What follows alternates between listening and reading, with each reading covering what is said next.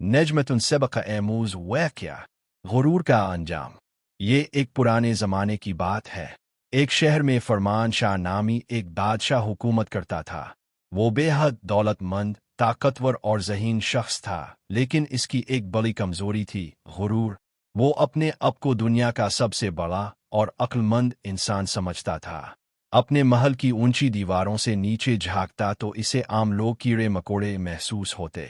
इसके दरबार में बड़े बड़े वुज़रा, सिपा सालार, आलम और मुशीर हुआ करते थे, मगर उनमें से कोई भी बादशाह के सामने सच बोलने की जुर्रत नहीं रखता था। जो कुछ वो कहता सब वाह करते।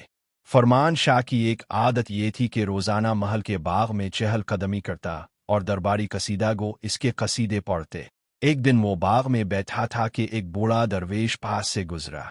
दरवेश ने बादशाह को देखा, लेकिन सलाम किए बगैर आगे बढ़ने लगा। बादशाह ने गुस्से में पूछा, इबू, तुझे मालूम नहीं कि तेरे सामने बादशाह वक्त है? दरवेश ने मुस्कुरा कर कहा, बादशाह, असल बादशाह वो है जिसे ना मौत का खौफ हो, ना जवाल का डर। तो सिर्फ वक्त का एक बंदा है जिसे जवाल का सामना करना ही है। ये सुनकर बादशाह आग बगूला हो गया और हुक्म दिया कि दरवेश को कैद कर दिया जाए। दरवेश जाते हुए बस इतना बोला, आज तो मुझे कैद कर रहा है, एक दिन खुद कैद में आ जाएगा, याद रखना। वक्त ज़र्त है। दरवेश को सब भूल गए। फरमान शाह का गुरूर और भी बढ़ता गया। वो अवाम पर जुल्म करने लगा, टैक्स बढ़ा दिए, बेगुनाहों को कैद करने लगा, हत्ता कि उलमा को भी जेल में डालना शुरू कर दिया। एक दिन अचानक पड़ोसी मुल्क ने हमला कर दिया। फरमान शाह ने अपनी फौज भेजी, लेकिन फौज शिकस्त खा गई। मलिक एंडरफ्टन फसौद शुरू किया। इसके अपने ही वजीरों ने बगावत कर दी और एक रात इसे कैद कर लिया गया। अब वही फरमान शाह, जो खुद को खुदा का नायब समझता था, एक सादा कैदी बन चुका था। महल, दौलत, तख्त, सिमत। कई दिन भूखा प्यासा रहा और आखिरकार इसे इसी कैद खाने में लाया गया जहां दरवेश कैद था। दरवेश ने इसे देखा, आंखों में आंसू आ गए और कहा, बदशे सलामत, मैंने कहा था ना, गुरूर इंसान को कैद में ला देता है। फरमान शाह की आंखों से भी आंसू निकल आए।